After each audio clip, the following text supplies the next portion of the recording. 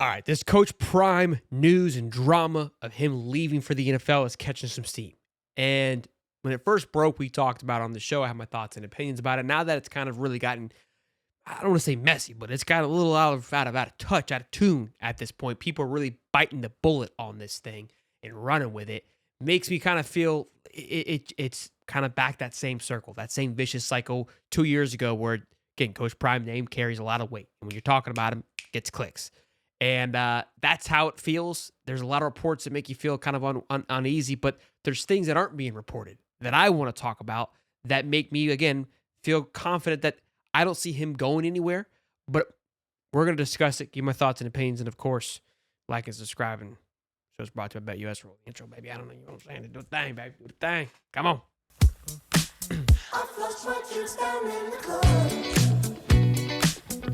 Two things. Let's address it. If you don't know what's happening here, Coach Prime obviously being connected and tied to the Dallas Cowboy job. If you're tired of hearing about it or saying, why are you talking about it? That's what we do. We talk about what's happening here and we discuss it and give thoughts and opinions about it and have a perspective. If you like it, you don't have to like it. That's fine. Like, give me your thoughts and opinions about it in the comment section down below. I appreciate y'all's feedback as always. Let's dive right into it, though. The first thing that got this ball rolling was the Raiders job, right? That's what started this entire conversation. We ain't heard a thing about that since. So kind of keep that in perspective of like, that was what really got this ball rolling. You haven't heard about it. So is it just a talking point? Is it just something to kind of keep people intrigued? Yeah, maybe so. What got the ball rolling is he had a conversation with Jerry Jones, the Dallas Cowboys, which was confirmed from Sanders that, yes, we did have a conversation. Now, here's how I look at this. He should have the conversation. He is a businessman. And if you have an opportunity as a businessman to possibly move further along your career, you always want to listen to the opportunity. Myself included, I work in my outside of this, I have a job, love my job, love what I do, have no intentions of ever leaving. People have called me with offers. I've listened, I've talked. Have I ever had the intention to leave? No, but you always want to you'd be dumb not to listen. You'd be dumb not to have a conversation with at least, especially a Jerry Jones, somebody who runs an NFL organization. What are his thoughts? What intrigues you about me? Why do you want me? Why do you think I'll be successful? You could learn a lot. You could grow a lot. You could also use it as leverage, right? You come back home to Colorado, hey, I got people knocking down my door, George. We got to talk about it. Now, that's where this next thing goes, okay? This is where more steam has picked up, which probably has people kind of rowdy about it. And here's the thing. I'm not taking shots. I don't know who these people are, right? They got a blue check. They have NFL in their name. So people are running with it as it's a lot of credibility. And I'm not saying that Jane Slater doesn't have, and she may be, and I'm not trying to sound ignorant in the fact or even bash her by any stretch of the imagination. The Shefty, when he said they spoke, that was what kind of hit me. We know Shefty. When a Shefty tweets, you look, right? Everybody listens. He even said, Shefty, right, when he spoke to Sanders about this, said, look, I have no interest of leaving. I just had a conversation with about him. That was the last official comment from Coach Prime. You see in this stat here, one thing to watch following Jerry Jones in his initial discussion with Deion Sanders, two people with knowledge of the situation tell me this is phone game to an extreme level. Sanders approached Colorado AD Rick George Tuesday about additional money for NIL and staff. He was met with resistance. The hell does that even mean? I know what it means. Don't look at me like, oh, I know what it means, but it's very vague. Met with resentment. George's like, nah, man, we can't do it. Sorry. So you mean to tell me these two people with knowledge of the situation were in the room? But you know what I'm saying? Or are they outside of the room? I find that very, you got to keep these things in mind. And again, maybe they heard it secondhand. Like, yeah, maybe he came in and said, hey, George, got a lot moving pieces. I want to do some more things. We're really close. Can we get here? We've seen George's interviews. We've seen how he's cared for this team and the success of this team. He's been very, I would say, honest about the financial situation, too, that Colorado is dealing with. Something to keep in mind that would help with a lot of these things is rev share. So happening in July, what's going to happen is that every conference is going to get a rev share towards their NIL, a salary cap, if you will. How that's going to work is if, let's say, the Big 12 generates $100 million for the football season, they're going to split that accordingly amongst all the teams in the Big 12. Okay, you can do the math, figure that thing out, whatever it is. We know what Coach Prime and the Buffs did for the Big 12 last year. Now, they're not going to get a bigger percentage because they produced more, but they're damn near helping that thing pump up in revenue. why that's important, because let's just say their revenue split is 10 to 15 million. Well, that's 15 million that's going to be taken off. That's going to give them leverage now because they're getting $15 million from the NCAA, and whatever money they're spending now, they can still allocate to somebody, but takes a little bit of the pressure off the boosters and people that are supporting that now. So although they might not have it now, that could have been like, hey, I don't have it now, but it's coming because of X, Y, and Z. That in a way would be resistance, but there's a positive outlook. You see what I'm saying? How these things can be twisted. I wouldn't bite on the bullet too hard. The University of Colorado would neither confirm or deny the information when I reached out. Deion Sanders didn't respond when I reached out multiple times for comment. Now, take that with what you will. You're going to have one side that runs with like, oh, he's voiding it. How I look at it is like, I'm tired of talking about it, right? You're trying to, did I have a conversation with George about this? Was there resistance?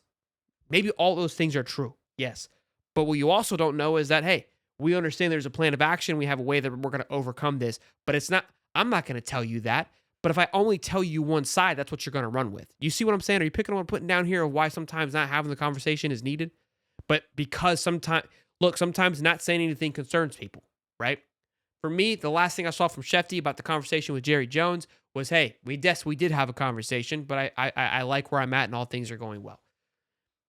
I wouldn't start turning heads unless you see the Dallas Cowboys make a trade of Dak Prescott to jump up to the second spot. That's when you scratch your head. That's when you go, okay, that's a move for Shedeur Sanders. That is the only way I see this thing happening. The only way. He's not going to take a risk of not getting him.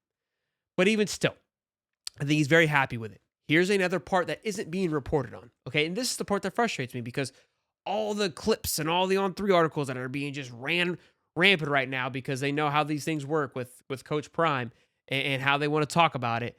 Is Coach Matt McChesney, who played for Colorado back in the early 2000s, played pro ball, has interviewed. Go check out his podcast on 0 to 60. I've watched it a handful of times. Those guys do great work. I don't know personally, but I definitely have checked them out. They're obviously big fans of Colorado and Coach Prime. He's interviewing currently for the offensive coordinator position alongside Henning, that was just named co-offensive coordinator. But in this podcast, he essentially kind of alludes to like Prime's not going anywhere. Like they had a conversation, I think, either yesterday or today. Plan on having another one tomorrow. Like this is an ongoing interview for the new offensive coordinator, because obviously we know Coach Phil, he has moved on to Mississippi State. So now you can say, well, just because he's interviewing coaches doesn't mean he's not going anywhere. No, but he brought in a new strength and conditioning coach. We talked about how important that was. Now he's still interviewing for an offensive line coach. Again, having conversations with him. Is he going to? And again, it's still a business. He's still functioning. That's my point. Is like all things are still pointing that I plan to stay. I, being Coach Prime, stand to stay here in Boulder, Colorado. Are conversations probably happening? Are there being pushbacks? Yeah, that's just the name of the game. And so people are going to utilize that because of who it is and what it is to push it out and exploit it. I think there isn't too many close beat writers that work for these industries, like a 247 or an On3. It's a lot of hearsay. And that to me, it's again, two people who are knowledgeable of it, very vague, very vague. At the same time, you could argue, well, why would a reporter put their name on the line? Nowadays, let's be honest. Reporters, back in the day, if you came out with misinformation or you stepped too far or you kind of towed the gray line, you'd be blackmailed. You'd be blackballed. There'd be not blackballed because you wouldn't have an opportunity to come back from it. It's almost encouraged now to toe the line with information, right? If you get a little bit of hearsay, thearsay, you can throw they want to say anonymous card on it. My hands are clean, but I'm just telling you what I heard. You could have heard it from the cat that was eating dinner across the street. You don't got to check your sources like you did in school. You know what I'm saying? You don't have to have like where I got this from at the back of the syllabus to let them know that this is a legitimate point. That to me is a problem. And again, this is where people kind of run with bait stuff and get frustrated because that is in a sense the clickbaity kind of content that happens. People try to get at me with that. I try to say there's a line you try to create enticing titles, but you don't want to mislead. And sometimes, look, I'm not perfect, but that's where I think we're kind of do-si and do. Personally, I wouldn't be too concerned about it. I think they're trying to take small little situations that are happening in Boulder and exploit it. That's how it's starting to seem. It's almost too much now to where I don't find it as intriguing as I once did. Again, the first conversation when there was a mutual thing, that first initial article, I was intrigued by it. Now with how much heat there is, not as much. Give me your thoughts. How do you feel about what we discussed? Always love your opinion. Sorry, I probably got a little long-winded. Good to see you as always. Smash the like button, subscribe, do the damn thing, and I'll see you in the next one. Peace.